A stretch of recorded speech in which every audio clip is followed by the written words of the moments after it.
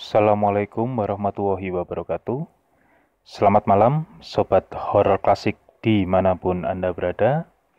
Semoga pada malam hari ini, Sobat Horor Klasik dalam kondisi sehat walafiat dan selalu dalam lindungan Tuhan Yang Maha Esa. Pertama-tama, saya ucapkan terima kasih sebesar-besarnya kepada Sobat Horor Klasik yang telah mendengarkan cerita-cerita yang ada di channel Horor Klasik. Tidak lupa saya ucapkan terima kasih kepada subscriber yang telah bersedia untuk mengikuti dan mendapatkan cerita-cerita terbaru dari channel Horor Klasik. Cerita yang akan saya bagikan pada malam hari ini merupakan cerita yang saya alami sendiri di tahun 1998,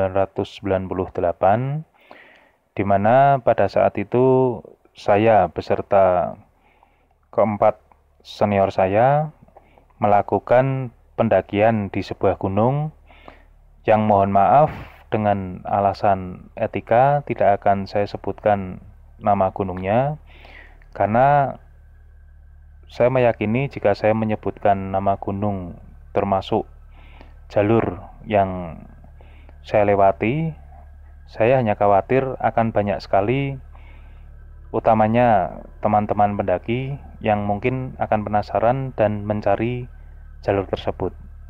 Sementara jalur tersebut secara resmi sudah ditutup pada tahun 80-an pertengahan atau akhir ya, saya lupa persisnya.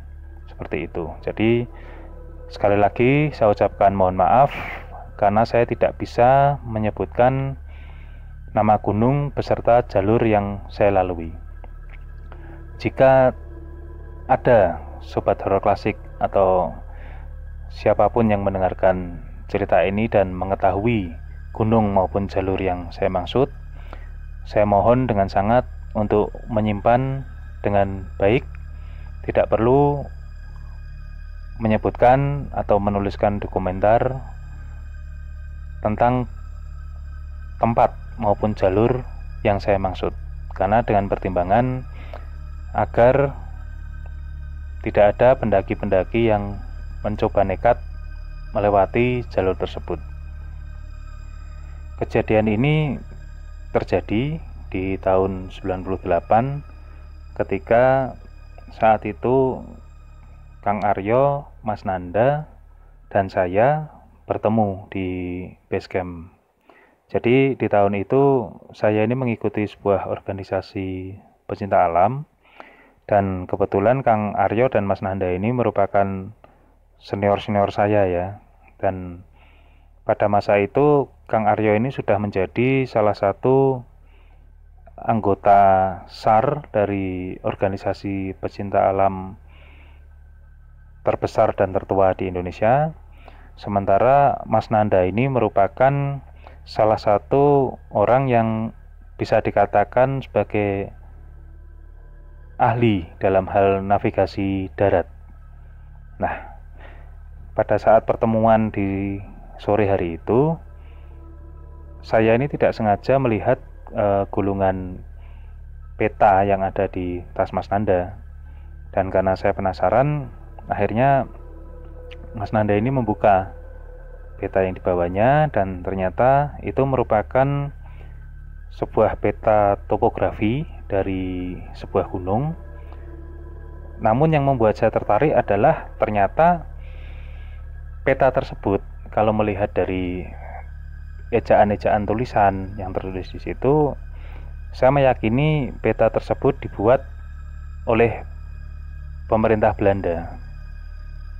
Dan ketika saya menanyakan hal tersebut kepada Mas Nanda mengamini statement saya bahwa memang menurut Mas Nanda dalam mempelajari navigasi darat itu di masa itu ya katanya, karena Mas Nanda ini belajar navigasi ini sudah sejak tahun 90-an. Itu memang kata beliau kebanyakan memang dalam pelajaran maupun praktek di lapangan, mereka-mereka yang belajar maupun sedang mempraktekkan navigasi darat di tahun-tahun itu seringnya menggunakan peta-peta lama, peta topografi lama yang umumnya masih dibuat oleh pemerintah Belanda.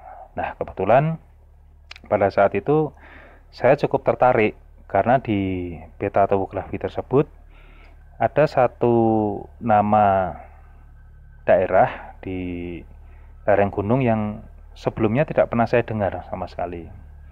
Nah, ketika saya menyebut nama itu, Kang Aryo ini kok tiba-tiba tertawa-tawa tidak jelas ya, sehingga membuat saya semakin penasaran dan bertanya tentang daerah tersebut. Nah, akhirnya Kang Aryo bercerita bahwa dia pernah mendaki ke gunung tersebut melalui jalur yang tadi saya sebutkan. Dan menurut Kang Aryo, sudah lebih baik lupakan saja jalur itu karena jalur itu memang sebetulnya sudah ditutup di tahun 80-an. Menurut Kang Aryo seperti itu.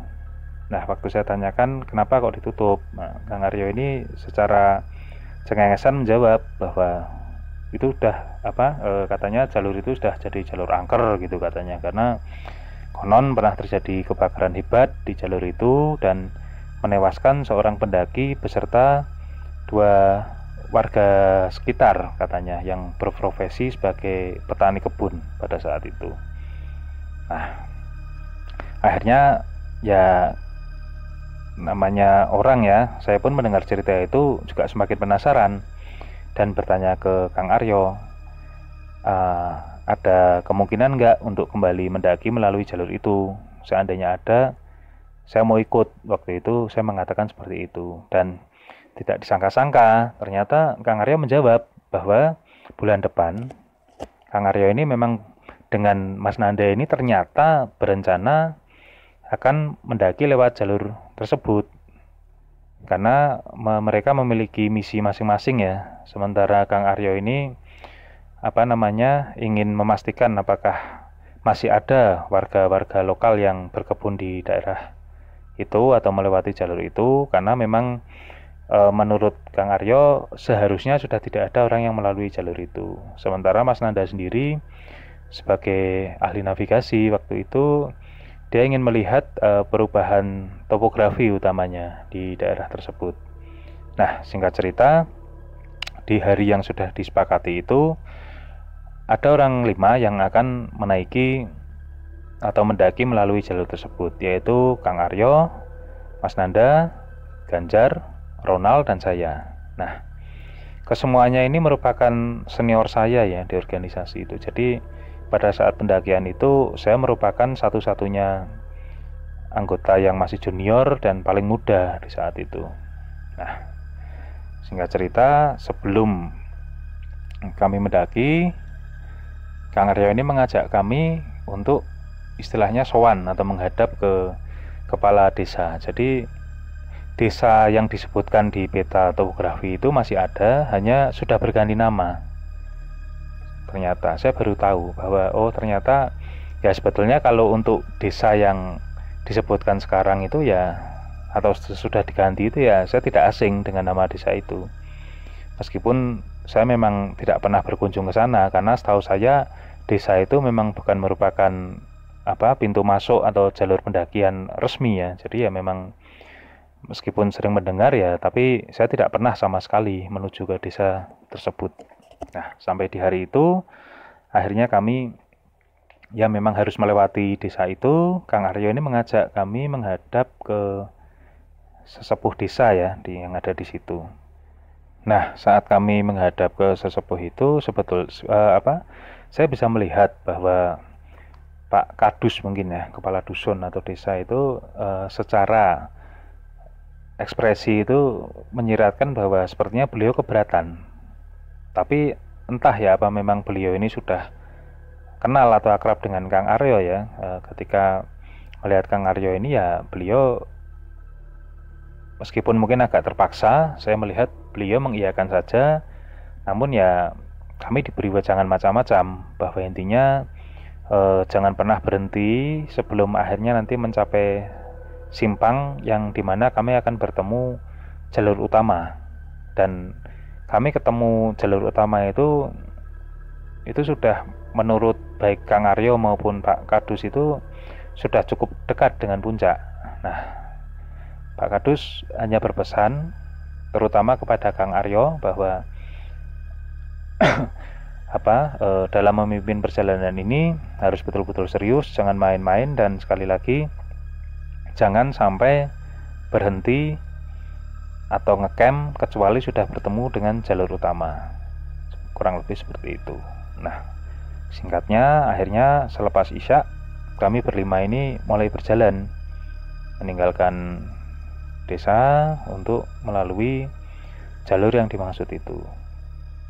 Nah, ternyata ya karena itu jalur sudah ditutup ya memang betul-betul tidak main-main. Kalau bisa disebut namanya ilalang itu sudah tingginya saja sudah mengalahkan tingginya kami orang-orang yang melewatinya. Tapi Kang Aryo memang sudah mengantisipasi. Kang Aryo dan Mas Nanda ini masing-masing membawa parang untuk membuka jalur. Nah, secara pelan-pelan sambil Mas Nanda ini beberapa kali mengakurasi peta topografi dengan entah itu alat yang disebut apa saya juga tidak tahu. Ternyata akhirnya ketika sampai di tengah-tengah itu saya bisa merasakan bahwa memang di jalur itu betul-betul jalur yang sudah sangat lama tidak dilalui orang. Dan waktu itu Mas Ganjar dan Mas Ronald ya, senior saya yang tapi masih di bawah Kang Aryo dan Mas Nanda itu juga merasakan hal yang sama. Dan yang jelas beberapa kali memang kami disambut dengan trek yang betul-betul membuat kami harus ekstra hati-hati, karena kami ini seperti harus merambat atau setengah climbing ya, betul-betul berjalan di tebing yang di bawah kami ini jurang sudah menganga. Nah, di situ Mas Nanda bilang bahwa wah, secara topografi ini sudah berubah karena terlihat ada beberapa longsoran dan segala macam. Nah, di perjalanan yang saya bilang cukup berat itu akhirnya kami ini mendapatkan tempat yang cukup layak untuk beristirahat ya, karena kami sudah berjalan kurang lebih 2,5 jam mungkin ya pada saat itu. Akhirnya kami menggelar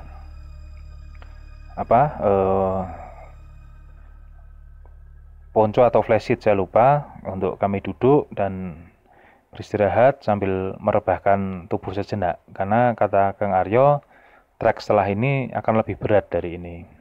Waktu itu mungkin ya sudah hampir jam 10-an malam ya, atau setengah 11, saya lupa persisnya. Dan saya waktu itu kaget karena saya dan Ronald kalau nggak salah ya, sama Mas Ronald ini melihat dari balik ilalang itu, rimbunan ilalang, ada sosok hitam yang tiba-tiba bergerak dan membuat ilalang itu bergerak ya. Jadi dia seperti menyeruak dari dalam seperti itu. Dan kemudian saya melihat jelas itu adalah sosok hitam dengan topi caping, dengan baju serba hitam dan badan yang hitam seperti gosong seperti itu. Dan kemudian ada bau anyir yang cukup kuat. Nah, seperti itu. Nah, karena saya merasa tidak nyaman, tapi saya ya diam saja sambil berdoa dalam hati. Dan Ronald kalau nggak salah ya yang waktu itu melihat dengan saya itu juga menatap saya dan dia membisiki saya, kamu lihat juga ya gitu. Saya bilang ya udah mas, diam aja enggak apa-apa gitu. Nah, akhirnya setelah dirasa cukup, Kang Aryo ini kembali mengajak kami berjalan, dan ternyata betul trek setelahnya itu betul-betul lebih lebih ekstrim. Memang tidak ada acara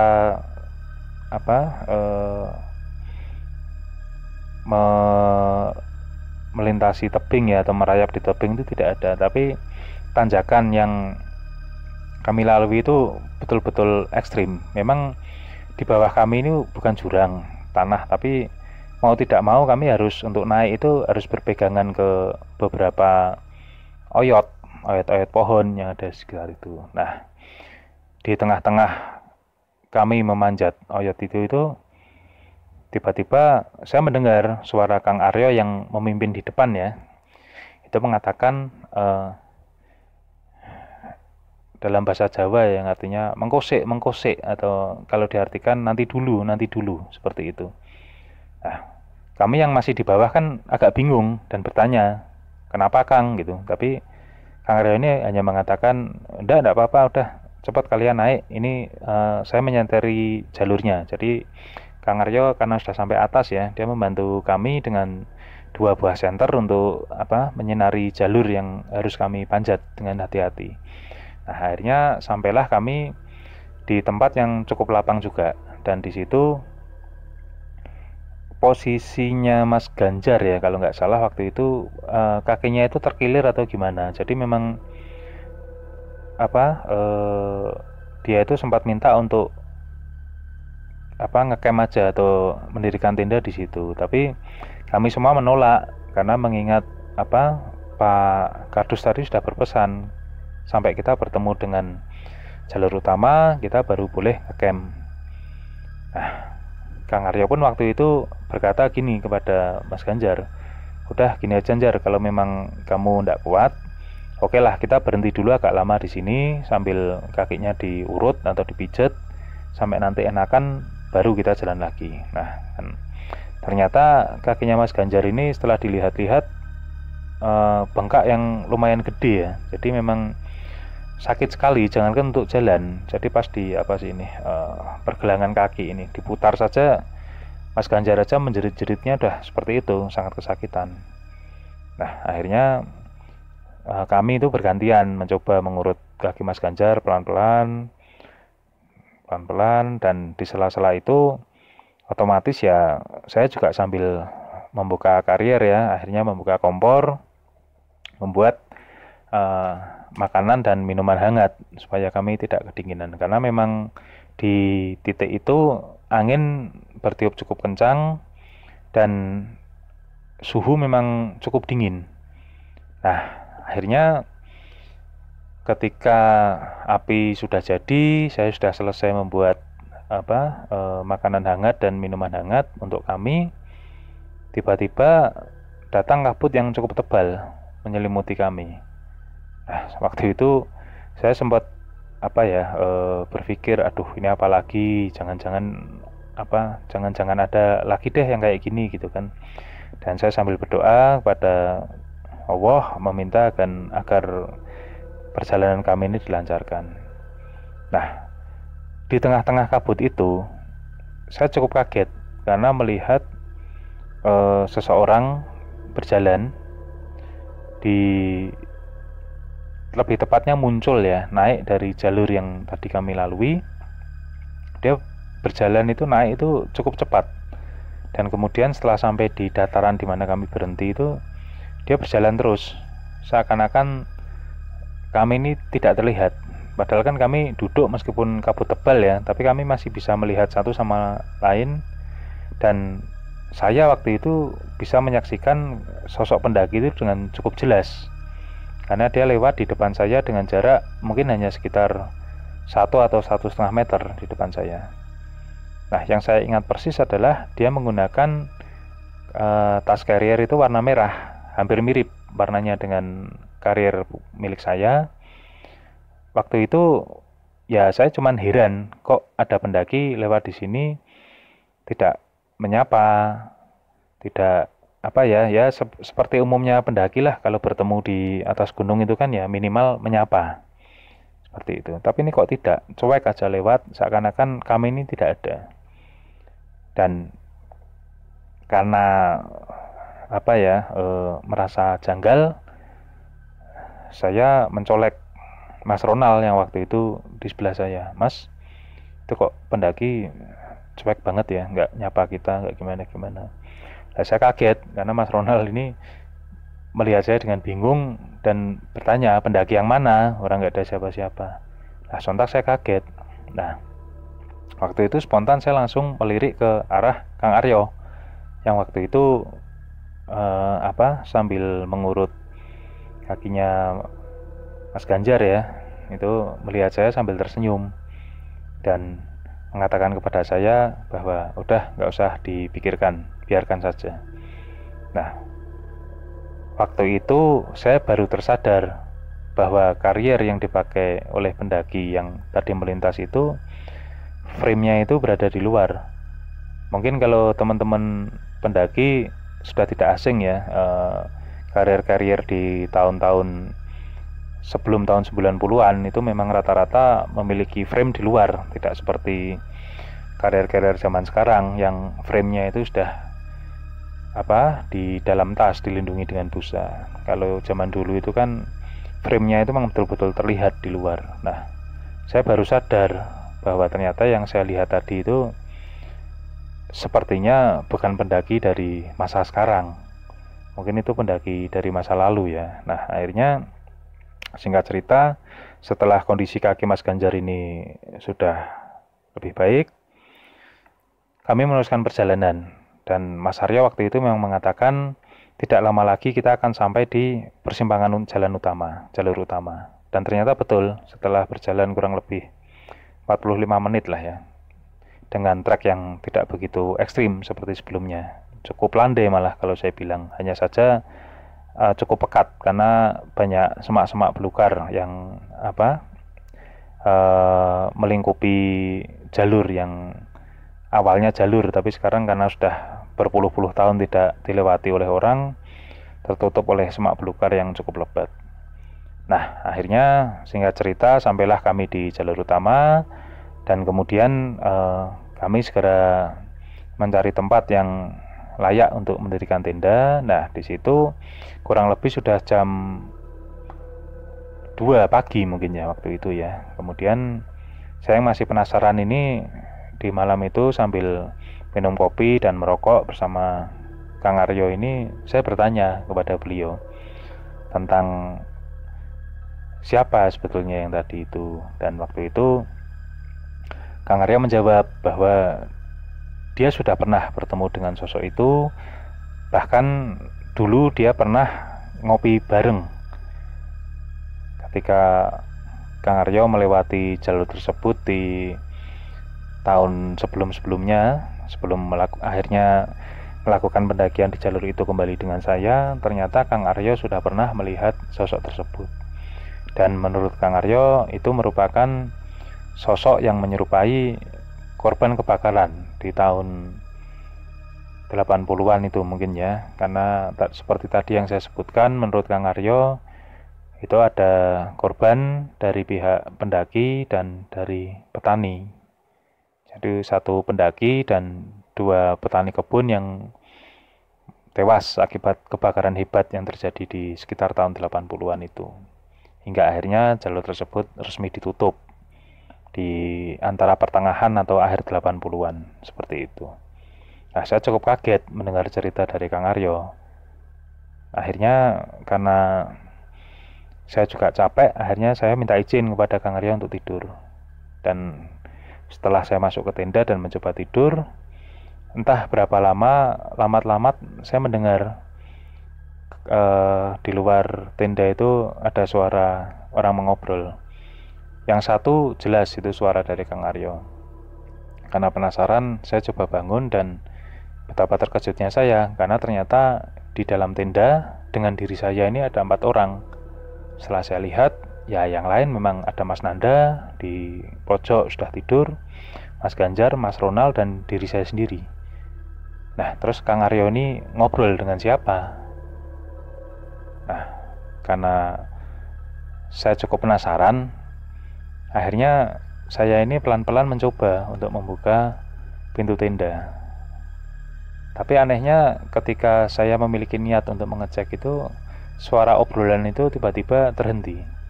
Hingga akhirnya ketika saya membuka pintu tenda, yang bisa saya lihat hanya Kang Aryo yang duduk sendiri di depan api unggun sambil memegang cangkir kopi dan merokok. Padahal jelas-jelas tadi saya mendengar Kang Aryo ini ngobrol dengan orang lain. Akhirnya saya keluar dari tenda, menemui Kang Aryo dan bertanya, "Tadi ditemenin Mas ya?" gitu. "Ditemenin ya Kang," gitu. Nah, Kang Aryo ini tertawa dan memandang saya sambil tersenyum. Ya alhamdulillah kalau kamu tahu dan bisa menerima seperti itu. Cuman kata Kang Aryo, dianya yang malu karena tahu kamu mau keluar, katanya seperti itu. Jadi menurut Kang Aryo, ketika saya terbangun dan berniat keluar ini, si sosok berkarier merah ini rupanya tadinya sedang ngobrol dengan Kang Aryo. Jadi Kang Aryo memang sudah tahu bahwa sosok tersebut adalah makhluk halus ya, tapi karena Kang Aryo dan sosok tersebut memang sudah pernah bertemu di pendakian sebelumnya, bahkan sempat ngobrol dan ngopi bersama menurut Kang Aryo pada saat itu. Jadi ya Kang Aryo ya tidak menganggap yang bagaimana-bagaimana, yaitu dianggap sesama pendaki saja, seperti itu. Nah, rupanya menurut Kang Aryo mungkin yang berkarier merah ini belum siap untuk bertemu kamu atau ngobrol dengan kamu, kata Kang Aryo gitu. Maksudnya dengan saya ya. Nah itu ya wallahu alam lah, itu tadi dari cerita yang saya alami itu si sosok berkarier merah itu siapa saya juga tidak tahu, dan Kang Aryo pun juga tidak pernah menceritakan secara detail tentang sosok tersebut. Dan ketika kami semua sudah sampai di kota asal kami dan saya bercerita kepada Kang Aryo tentang sosok mirip petani dengan topi caping, berbaju hitam dan dengan kulit yang hitam kelam seperti terbakar itu, Kang Aryo hanya tersenyum sambil menjawab, ya bisa jadi itu perwujudan dari petani kebun yang pernah tewas di peristiwa kebakaran itu. Ya intinya apapun itu wallahu alam lah, hanya Allah yang tahu, kata Mas Heru seperti itu. Kita cukup meyakini bahwa makhluk-makhluk gaib itu ya sama-sama ciptaan dari Allah, dan mereka pun juga diciptakan dengan tujuan yang sama seperti kita, untuk beribadah kepada Allah Subhanahu wa taala. Seperti itu waktu itu yang disampaikan oleh Kang Aryo kepada saya, dan jujur itu merupakan salah satu pengalaman pendakian yang cukup berkesan bagi saya.